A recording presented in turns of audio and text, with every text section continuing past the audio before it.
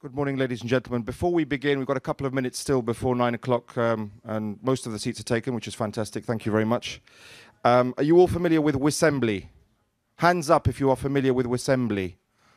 Excellent, good. Those of you who are not, speak to the person next to you.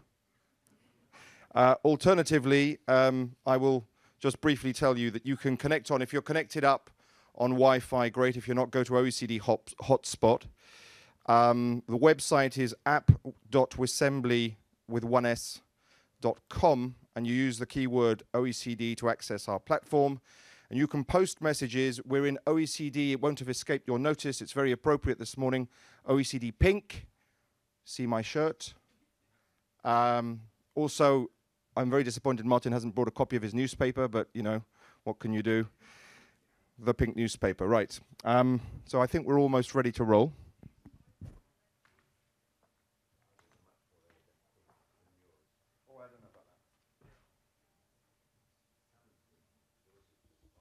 I think we're going to have a discussion for 40 minutes about the colours of pink. Anyway, good morning, ladies and gentlemen. Thanks again for being here bright and early on the second day of the forum. That shows commitment. I'm delighted this morning that we have the opportunity to hear from one of the foremost economic commentators in the global media landscape, Martin Wolf. Martin is someone I've known since the late 1990s from my time in the EU on international trade, an issue that he's followed very closely. He has spent, I think, most of his life at the Financial Times, if I'm not mistaken, and has the great benefit, therefore, of having a great deal of experience to look back on in terms of the developments in global economic trends, and in particular in crises.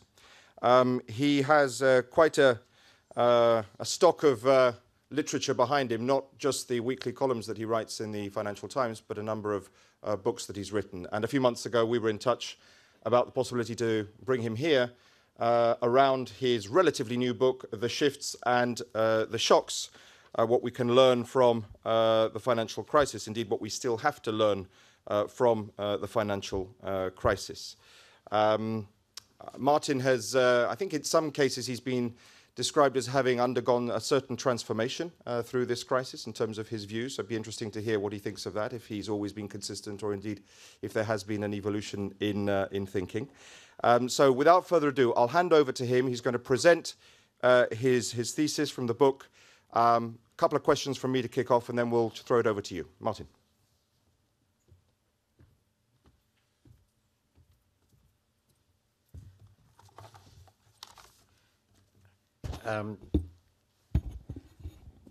I'll start with a quote. "A foolish consistency is the hobgoblin of little minds."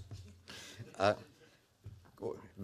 sure most of you will know the quote, but if not, you can go and look it up. It's always seemed to me very sensible. I have been writing about I've been involved in economics since I started being a student in 1967, which is pretty terrifying. So it's now getting on for 50 years. And I've been a professional economist of some kind since 1971 when I joined the World Bank. And if my views had never changed over that period, I really would be completely and utterly brain dead and might as well not be taking up space on the planet. So, of course, my view has evolved. I discuss that in my book, in fact. So it's a great honor and pleasure to be here, and it's very kind of the OECD to have invited me to present the book. The book is obviously quite large. It's not quite as large as it looks because about 150 pages of it are footnotes and references. This is not a normal journalist book.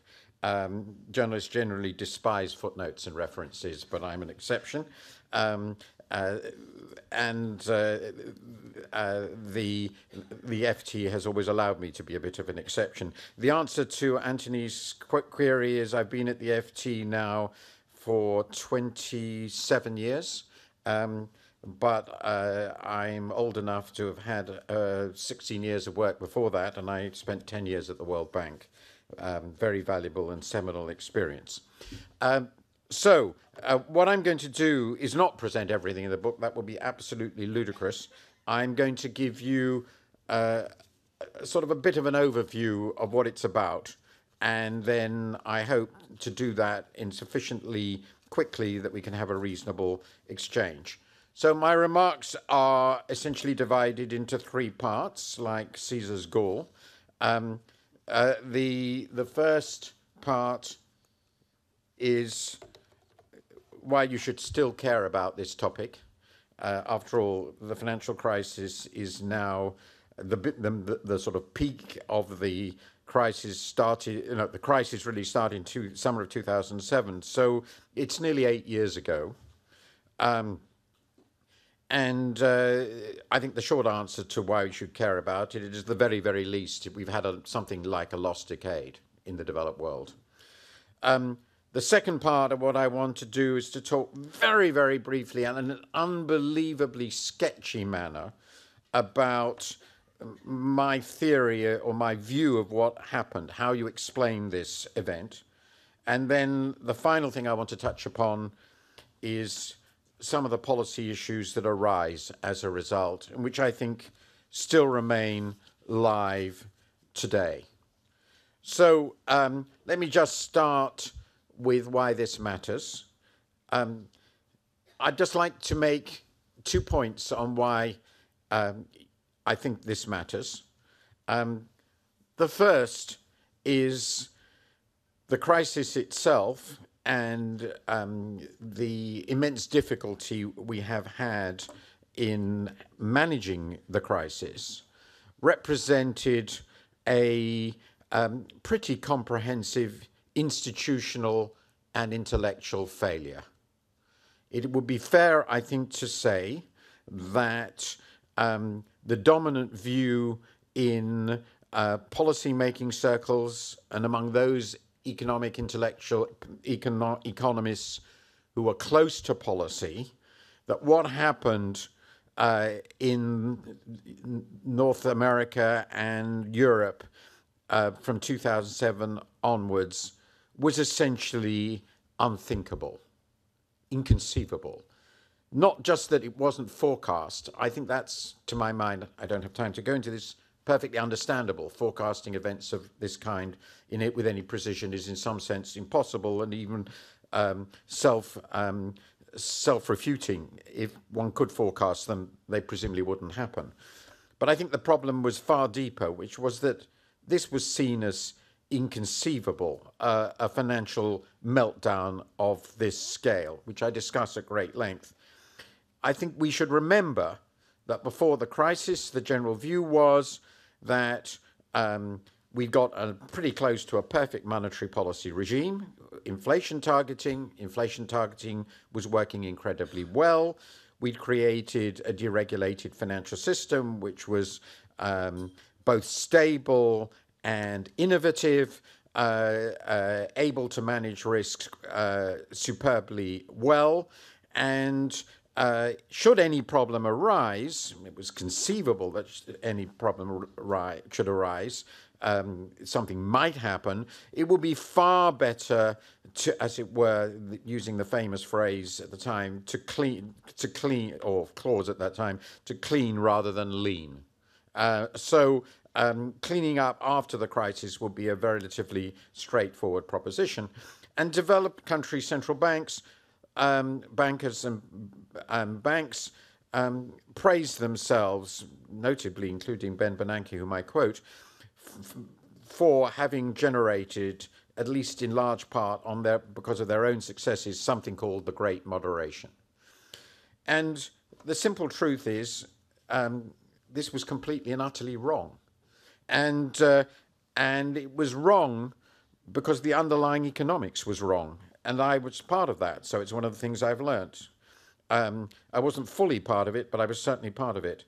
And I cite in particular on this point the great insight, which is captured in just 2 words, of the then disregarded and still largely disregarded Hyman Minsky, who seems to me to have had a view of how our capitalist economies work, which is much closer to the truth. And what he said was stability destabilizes. Stability destabilizes. And we completely misunderstood that. The second reason why this crisis, so we have to learn from this intellectual and policy failure. The second reason why this matters is, if you just focus on the developed world, we have experienced absolutely gigantic losses relative to prior expectations. Roughly speaking, and there are many different ways of looking at this, but roughly speaking, the economies of the developed world are now between a fifth and a sixth smaller than people thought they would be at this stage 10 years ago, say in 2005. People looking at trends sort of expected our economies to be roughly somewhere else, somewhere really completely different from where they've been. Real incomes have correspondingly stagnated. Fiscal problems, of course, have become much greater, partly because of the loss of income and revenue. Debt has exploded. Some countries, many countries, have suffered gigantic unemployment. Those that haven't suffered gigantic unemployment have suffered exceptionally long periods of stagnant real incomes. These are absolutely gigantic losses. And this is true even in countries that have done relatively well. The UK, for example, has had the worst recovery on record. I mean, there's no doubt about it at all. So this is an immensely important event. So the second thing I wanted to talk, oh, well, this seems to be wrong, is my story on what happened. This is very brief, and I discuss this in much greater detail later on. But broadly speaking, this gives a sort of picture of my view of what happened in a very simplistic way, a very simple way. So the first chart shows real interest rates on safe assets, which for this purposes I've used as a proxy. I discuss how they relate to other similar measures like US Treasury indexed inflation protection securities. I've used the UK 10-year index-linked gilt, the real return thereon, as a direct measure because this has been a relatively liquid market now for 30 years. And you will see, and you can read it off on the right-hand scale, that the real interest rate collapsed in the late 1990s, between 97 and 99, from close to 4 to close to 2. In fact, basically the real interest rate halved, and I argue this coincided with the Asian financial crisis, and that was not an accident. I regard the Asian financial crisis as one of the pivotal post-war economic events because it led to a profound shift in the policy orientation of the major and most dynamic emerging countries vis-a-vis the international capital markets. Basically, they became very large capital exporters. I note second, I look at the real house prices in the three most important developed countries affected by house price bubbles, namely the US, the UK, and Spain. And you will all see, I argue that this is not a coincidence, that these real house prices started to rise basically exactly when the real interest rate collapsed. And that's exactly what you would expect to have happened. Long-lived assets become more valuable when real interest rates collapse. This triggered, in my view, a bubble process. It was a trigger event, which then triggered a bubble process in which expansions of credit from the newly liberalized financial sector interacted with rising real asset prices to create an extraordinarily feel-good boom in which both the financial sector, household debt, and real house prices all rose together. In the US, they peaked in 2006 and then started to fall. You can see this. And that triggered an implosion of the process that had led to the initial explosion of credit. In Spain, it started 2 years later. And in the UK, also, it started 2 years later. When this post-crisis malaise emerged, spending collapsed, real interest rates then went through a second crash, and we now, as you all know, live in this extraordinary world in which real interest rates on the world's safe assets are essentially zero. This process coincided with a massive expansions of debt in the households and the financial sector. It was the link between households and the financial sector. This is for the most important of the economies, US. You can see the explosion of the financial sector gross debt, which is a lot of it owed to itself, and the household sector below, peaking in 2008, a couple of years after the house price boom peaked, and then the deleveraging process, whose consequence we live with. And then this chart is for the UK, and my basic argument here is, because I happen to have it for the UK, is that as our economies became more leveraged and as the financial sector became more confident, it felt that it could also leverage itself dramatically. So this is the core institutions of our financial sector. And you can see, look at the median line, the ratio of total assets to shareholders' claims, to shareholders' equity, between 2000 and 2008 basically went from 20 to 1 to 50 to 1. So we permitted a massive leverage of the banking sector. By the way, I should just say this in passing, I know I'm going on a little too long, but of course the banks throughout were reporting they'd never been better capitalized in history. And they did this, and we have another chart which I sometimes use, but I don't have time for this time. This time. They did that because they were able to use risk weighting of assets, which they're still allowed to use. And they concluded that as we moved up to possibly the biggest financial crisis in all time, certainly the biggest one since the 1930s, they concluded with the connivance or agreement of the regulators that their assets had never been so safe before. And because their assets had never been so safe before, the risk-weighted assets collapsed. And so they were reporting completely, actually rising capitalization, falling leverage on a risk-weighted basis, when what was actually happening is what you see in this chart. And the reason for that is perfectly obvious. It is that the universe of events from which, or the sample of events, more precisely, from which they were drawing in concluding that risk-weighted assets were declining, that there was adjusted for risk, was of course one which told them that for the last 7 or 8 or 9 or 10 years, they had no losses. And since they had no losses, everything was getting safer and safer and safer, when in fact, of course, it was getting less and less safe. It's almost unbelievably cretinous. And this was the way our financial sector was run, and of course still is. The crisis hit. We then went into panic mode, and this is what panic mode looks like. This is central bank main interest rates. There's the ECB's little twitch upwards in 2011, one of the funniest episodes in monetary history, I think.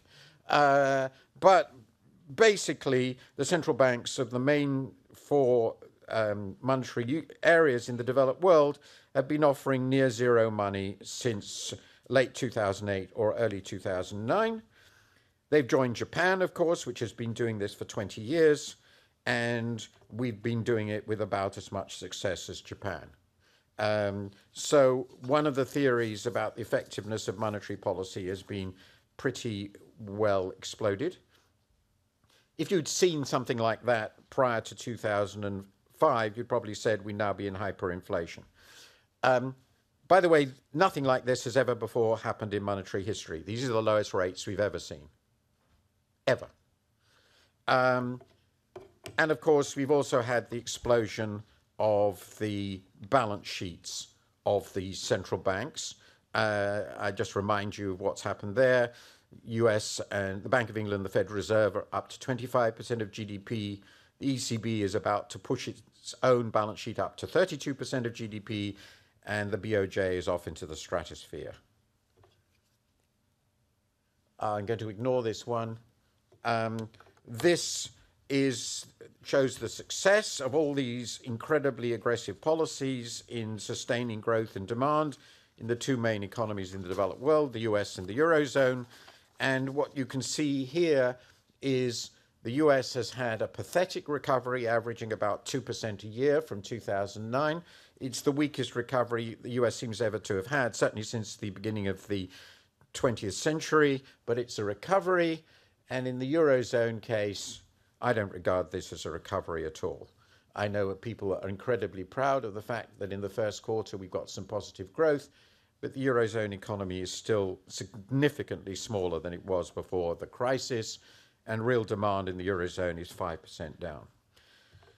So I'm not going to go any further with that. Let me just briefly touch on, because maybe that's where we should focus now, on what's to be done about this. I think there are basically three overriding objectives: restoring growth, stabilizing finance, and rebalancing the world economy so that countries which have the best investment opportunities are actually willing and able to absorb capital from abroad. It's an important part of my analysis. Restoring growth requires, I think, three things: stronger demand, ideally via higher public investment. We have the lowest real interest rates on record, 0 to negative in the major developed countries, and every government is debt obsessed, not balance sheet obsessed, as they should be. And there's never been a better opportunity to improve the overall balance sheet by borrowing to invest. The failure to do so will, I think, be regarded by subsequent generations as incredible and unbelievably stupid. I mean, just unbelievably stupid. My failure to get anybody to recognize this is probably my biggest ever professional failure. The second thing that needs to be done to promote growth is debt restructuring. We've been much too cautious about debt restructuring, both of sovereigns and private sector. And though I did have a chart, I don't have time to go into it again, deleveraging has, as a result, been very, very disappointing. A pretty obvious indication of this, because it's so extreme, is the Greek case, where people had the utterly brilliant idea back in 2010 and again in 2011, 2012, that the best thing to do with Greece was to convert all the private debt into public debt owed to governments and insist that the Greeks are going to pay it all off in some never land and never time. And that's probably the most egregious example of the debt restructuring failure. And finally, clearly we have massive structural problems in terms of growth. Productivity growth has slowed dramatically. We need to encourage supply with structural reforms for growth, and I discussed quite a lot of those. The next,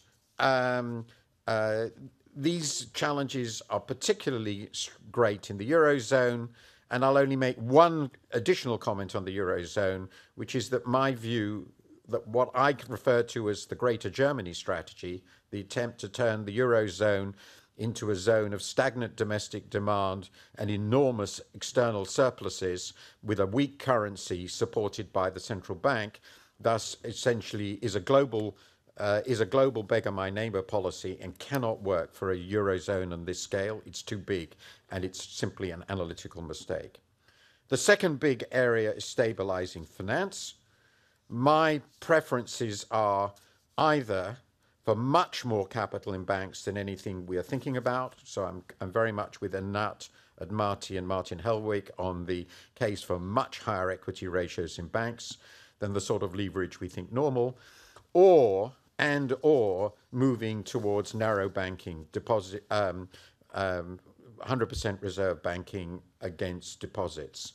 As what we have now is a financial system which is doomed to crisis because essentially the money that the public at large regards as absolutely safe, because it has to be, it's their payment money, and I'm including in the public at large, the corporate sector and everything else, that money is essentially backed by a vast quantity of very complex, very non-transparent, and often very unsafe and risky assets.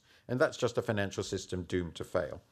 And the final thing I just stress before I sit down, is this rebalancing agenda. From a global macroeconomic point of view, the weirdest thing that happened before the crisis is the way enormous quantities of capital flowed uphill, as it were, net, from emerging and developing countries to developed countries, a relatively limited number of these developed countries, every one of which then went into crisis. The simple truth is our countries were unable to absorb this capital effectively, partly because within our own economies, we actually now have very important saving surplus sectors, including the non-financial corporate sector. This is an unstable way of managing the world economy. Investment has to go net to emerging and developing countries, which have huge opportunities. For that to happen, we need vastly better insurance mechanisms for developing countries when they run significant current account deficits. Their lesson from the 90s, I referred to at the beginning, the Asian financial crisis, other crises, is if they become large net importers of capital, they destabilize themselves. This was very much the problem, the sort of problem Keynes was interested in Bretton Woods, though he was focusing on the current account. I think we need to reconsider the whole global monetary system from this systemic point of view. So my conclusion, I know I've gone on a little bit, is one, we should not be complacent about what happened. It has been a colossal disaster, and people are behaving as if nothing really of any importance had happened. Second, it was caused by the interaction between very powerful macroeconomic forces and extreme financial fragility. We need to learn from this experience to make the global macroeconomy far better balanced, with much more sensible macro and structural policies, and we need to make the financial system far less fragile than it's been. Thank you very much for listening.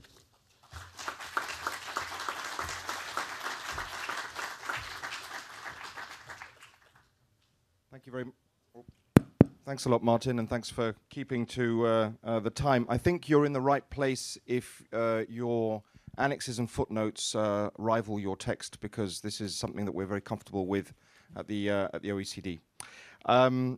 Let me begin to warm things up with a question which also relates to one of your various incarnations. You were on the UK government's Independent Commission on Banking between June 2010 and September 2011, the Vickers Commission as it was known. And around that time, in fact, a little bit before, the OECD took a position on the separation of banks and recommended quite clearly and starkly that that should take place. As someone who was observing but also then was a participant in a process in one country, talk us through how you felt that it went and also the results of it and what you think needs to be done now. Well, this is actually very timely, because I just got up this morning and was informed that Sir David Walker, who's a very distinguished policymaker and banker, a friend of mine, one gets to know everybody, which is over time, has just written I think he was a deputy governor at the Bank of England, I think so. Anyway, he's just written a column in the Telegraph attacking our proposals and saying they're redundant and unpleasant and they should be reversed. He was also former chairman of Barclays, I forgot to mention. So there's going to be a lot of pushback. The pushback is beginning. I have no doubt, because I'm a cynical realist, that sooner or later the banks will succeed in eroding the regulation so completely that we will be back where we started and they will destroy the world all over again.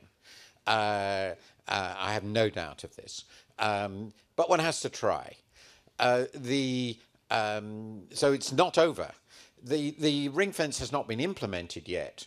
Of course, they're fighting to prevent its being implemented.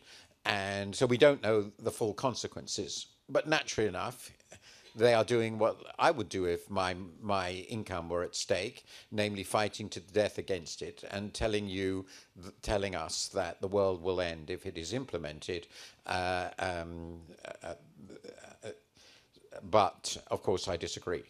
In terms of the process and the way of thinking that led to this conclusion, we followed in the Vickers Commission the terms of reference of the government, which was quite precise, which was they wanted to preserve an internationally competitive banking sector, and they wanted us to look at structural policies within that context, and that had very profound implications. So what I would have done as my first best probably would have been to quadruple capital requirements, but it wouldn't have been very difficult for the banks to argue that if our equity requirements were 4 times that of any other banking sector in the world, that would not have been consistent with competitiveness. Wouldn't have worried me, but I knew for sure that it would have worried the government. So there was no way of going there. Very, very important point. We have an internationally open capital account and financial sector. So there were certain things it would have been very difficult for us to do. The beauty of the ring fencing proposal from our point of view is that it allowed us to create, to separate out the bit of the banking sector, which is a very big bit, but not the greater part of it, which deals with the British household and corporate sector on a retail basis, which is really not subject to any significant degree to international competition. We looked at this very closely. These are overwhelmingly domestic-facing sectors. People don't, on the whole, do their banking with in France or Germany, domestic banking in the UK. So these are naturally segmented sectors. We thought we can take this out from the rest of the balance sheet. The government is clearly never going to let this fail. If it's ring-fenced, we know what the balance sheets are. We know precisely how we could intervene if something seriously went wrong in the retail banking sector. And if we had to do that, we wouldn't have to save simultaneously all the rest of the banking sector, the global-facing part. And that was particularly important in the UK because, though I didn't show you the charts here, by the time of the crisis, the total balance sheets of our banking sector were roughly 5 times GDP. Our total banking sector's balance sheets were in fact as big as the balance sheets of the American banking sector, which is something I think almost nobody realizes. The American banking sector, remember, the American banking sector was less than half of their financial sector. So we had this massively leveraged thing, which I've just shown you, most of which was foreign-facing. We had to separate that out. And so making it credible that the foreign-facing part, the global investment and other activity part of it, could fail if necessary, that the government didn't stand behind it.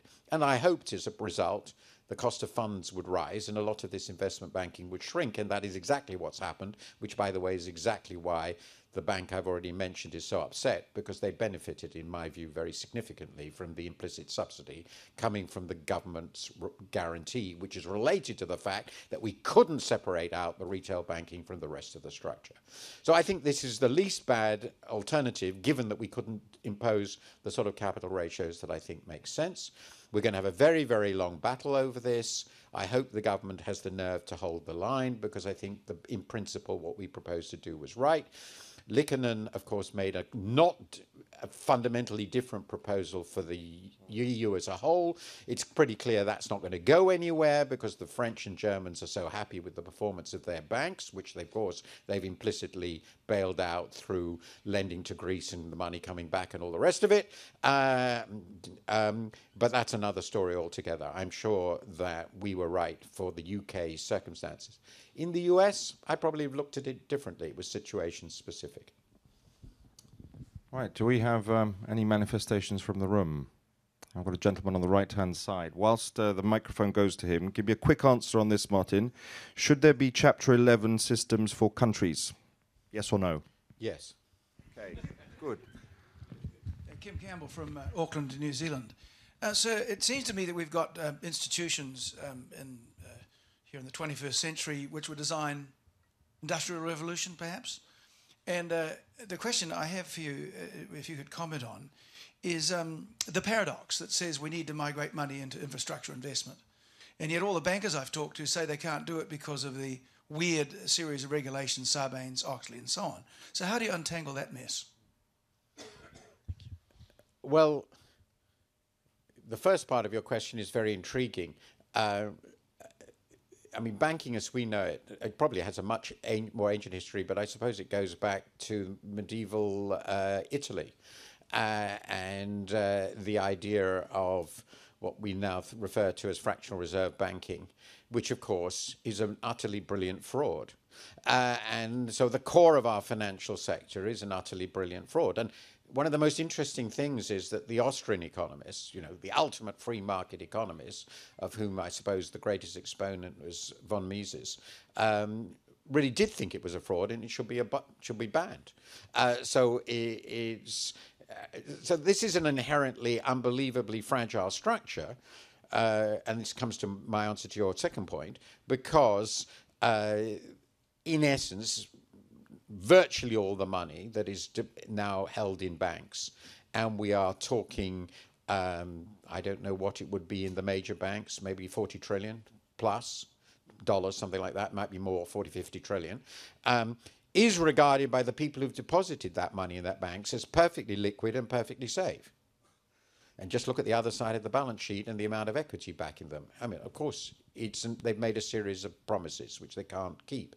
And then that gets to your question. I'm unpersuaded that, and looking at the 21st century, that funding infrastructure through the banking sector is the best way to go, at least in the developed world, where we have relatively sophisticated capital markets, and we might as well take advantage of them.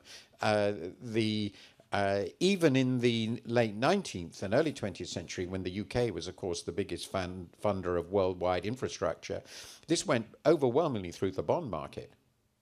It went overwhelmingly, even back then, through the bond market. The British households and France was actually another important capital exporter, not on the same scale, bought bonds. And I think the development of an international bond market, though there are risks associated with it, is a tremendously positive development. We've got other possible ways of funding things. I think the whole area of internet-based finance is very interesting, very important. A lot of the information problems which banks were supposed to have solved can be solved, in my view, now in different ways. But we know ever since the 20s, when the US emerged as a huge capital exporter predominantly through the banks, and we know then what happened after 29, that bank-based, large-scale global finance linked to long-term assets is unbelievably crisis-prone. That's what happened in 1982 with the debt crisis, recycling through the banks back to... Then in the tequila crisis, slightly different. Short-term funding, though, very short-term funding, and definitely the Asian financial crisis, where the banks played a pivotal role. I just want the banks reduced in size. We have become incredibly dependent on these gigantic institutions, and they're just inherently immensely unstable. I have a question that I'm going to build on. Has the crisis exacerbated the trend towards greater inequality? If so, is it a problem? And if so, what do you do about it? I think the evidence is a little bit mixed. It seems to be quite country specific, and so, for example, in the US, the answer seems to be unambiguously yes, as far as I can see from the data. In the UK, it doesn't seem to be. I'm not quite clear why. I just wonder whether we're not measuring some things. And I haven't seen good comparable data for the other major developed countries. But it's obviously true that some aspects of the way the crisis has gone will have the tendency to exacerbate inequality in the following ways. First of all, real disposable incomes of people, working people, have generally stagnated. And where they haven't stagnated or fallen, unemployment has been very high, so unbelievably high. So the vast majority of working people have clearly suffered a great deal, who were, by the way, and that's rather important, innocent. They weren't responsible for this mess. On the other hand, the use as the principal macroeconomic policy tool of monetary policy, with fiscal policy predominantly retrenching since 2010, 11, 12, and the use of monetary policy operating through asset markets, that's how we've used the monetary instrument, has inevitably tended to encourage speculation and raised, of course, because it was its purpose, asset prices. And one of the things that comes out very clearly, and it's the most valuable contribution, one of the valuable contributions of Piketty's work, is that if you ignore housing, which is quite important, financial assets are pretty narrowly held in our societies. There's a qualification here for pension funds, but it doesn't fundamentally change this argument, because except for one or two countries, pension funds invested in financial assets are a relatively small part of the wealth of most people. So they're important in aggregate. So the net effect is operating monetary policy through the financial sector as the principal counter-cyclical tool is that it tends to benefit speculation and the beneficiaries of that process in asset market inflation. So it wouldn't be very surprising that the benefits have been concentrated relatively narrowly. And I think some of the evidence, certainly from the US, is consistent with that. Okay. Any more hands in the room? Andrew, top right.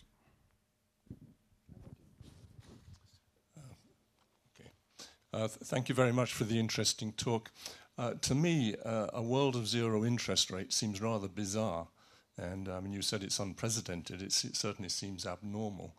And I'm rather uncomfortable with it, but maybe it's necessary for the short term to because of demand or because of the whole banking system. But is it part of the problem or is it part of the solution? Can I take a couple more? Yes, of course. Somebody else was popping their hand up. This gentleman on the left, as I look. Thank you. Sorry.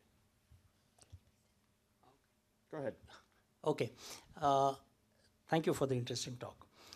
Have you ever thought whether this crisis, you call it a colossal and immense, will have an impact on a Paris climate change conference to be turning into colossal failure? Okay.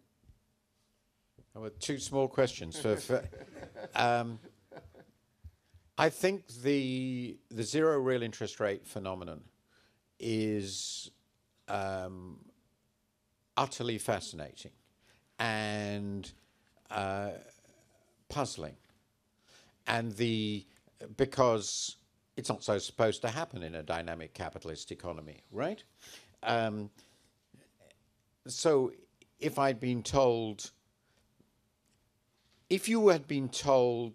10 years ago that real interest rates on the long end, these are long rates, right? It's true up to 30 years. I've got other charts, even 50 years. There aren't many 50-year index-linked bonds. There are lots of 30-year ones. So real rates are 0 to negative. The most extreme negatives are in Germany, obviously, at the moment. At current yields, real interest rates, under any plausible assumption for German 30 years, is about -1.5. If you think the ECB will hit its inflation target, it's about -1. -1, okay? You were told you got 0 real rates at the long end, negative real rates at the short end. You've had this for 6 or 7 years. Inflation, core inflation in every major economy is below target, except the US, where it's close to target but slightly below it. Everyone else is way below target. And you're simply told that this is the world in which you live, and that you would live, and you'd remind us that Japan has been here for 20 years. And you told an economist, that's the world. The answer, how would an economist say, what hypothesis would an economist put forward for what sort of world you were in? And their answer would have been, you're in a Great Depression. There's no other explanation. Those are the numbers of a Great Depression. But we're not in a Great Depression. So I refer to it as a contained depression or a managed depression. Those policies are what we have needed to stop collapse. And I think that is correct. I think those policies are what we needed to stop collapse. I don't have time to go into what would have happened if they hadn't. I don't think I have time. But I think the more interesting question might be, if you accept that hypothesis, is why? Why have we needed those policies to stop collapse? And it seems to me, and this I suppose plugs into Larry Summers' secular stagnation notion, that it is because some very strange things have happened in the world economy in the last 15 years. That's my story, in fact, which is massive shifts towards savings, towards people who don't really want to spend their income. Corporates, the emerging countries I've mentioned, income distribution shifts, all aging, all have tended to reinforce shifts ex ante towards savings, and a clear decline, there's no doubt about that, in propensities to invest in the private sector. The one very powerful symptom of this, which I refer to, is the rise in the financial surplus of the non-financial corporate sector of the West. That is to say, profits, retained earnings have tended to exceed investment year after year after year. They've become banks. And that's the shift from profits, from wages to profits in income distribution is an important element of this story. So a number of shifts of this kind. Obviously, the collapse in the desire to invest is telling you something very profound about how the corporate sector sees growth opportunities. I simply don't have the time to go through all the various elements of it. But I think some of it you can understand. If you're a major corporate operating in the Western world, which is aging, slow growing, and relatively high costs, why would you build very large plant there? And they don't. So they're obviously very cautious about it. And there's an additional factor which I just mentioned, which I think is very important, is a lot of their investment is in IT and IT-related activities, and the price of IT is collapsing. So real investment, I've got a chart in that. Real investment in IT is rising very rapidly, while nominal spending is actually stagnant or falling. So all these things together have shifted the growth potential and the balance between savings and investment in our economies in a dramatic way. And the way I put it is, it's sort of a post-Marxian notion, I suppose, which is actually capital isn't very valuable anymore. The reason savings, real interest rates are zero, is I drove some people completely mad when I said this, but the market is telling you that actually your savings aren't worth anything. Go away. No, we don't need your savings. We can't do anything with them. And this caused people terrible shock and anger because they felt there must be a just price for savings, which is positive. But actually, why should there be? Just that price for savings might not be positive. Now, I'm not saying this can be true forever. There are big theoretical problems with this sort of world. I mean, you think it can't go on forever. At some point, people will start saying, well, there's no point in saving, why not consume? There are reasons. But anyway, I think this is a long-run structural thing. You cannot explain real interest rates this low for this long purely by monetary policy, in my view.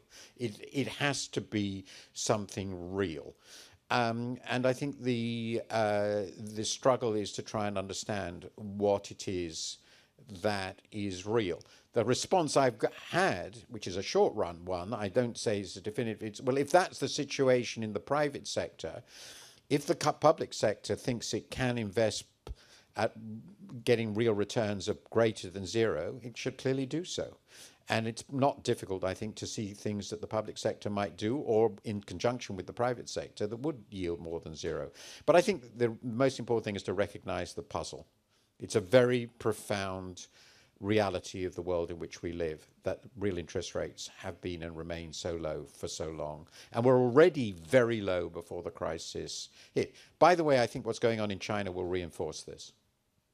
Martin, sorry, and the final thing, I know, yes or no. The final thing, yes or no, I tend to think the two things are unrelated, except in one important way, which is if real interest rates are zero, so borrowing by government is so cheap, they'll never get a better time to invest seriously in shifting to a greener economy. So if not now, when? Before we finish, I'm going to ask you very briefly, and it's 2 minutes. I have to do this because you are where you are. What can we at the OECD? What would you look to the OECD to do about some of the key elements that you've pointed out? Notably, for example, how could we help in terms of encouraging public investment? Well, you've already answered. You can encourage it. I think in the How? Well, I think in the early years of the crisis, you were too orthodox. Everybody knows that I think that. I had many arguments with Pier Carlo Padoan when he was here. But the big point is, I think that the OECD has unquestioned moral intellectual authority, and it should be taking on some of the shibboleths. So here is one very clear shibboleth. The focus in public finances, certainly in sophisticated economies which have capacities to borrow, must be on the balance sheet, not just on the liability side of the balance sheet. No corporate would only look at the liability side of the balance sheet. You must hammer this point home again and again and again. The debt focus of public sector balance sheets is just analytically wrong. I think that's incredibly important. I think most of the other areas you're focusing on, innovation, seems to me a central issue because something's going wrong there, and we've got to learn from the best innovation policies going around the world. And I think the OECD has done extraordinarily useful work in income distribution, highlighting that issue, and I admire it for it. But I think the biggest mistake has been far too supine response to the catastrophic policy blunders on public finances, above all, with the greatest respect, in the Eurozone. Thank you. Okay, thank you very much.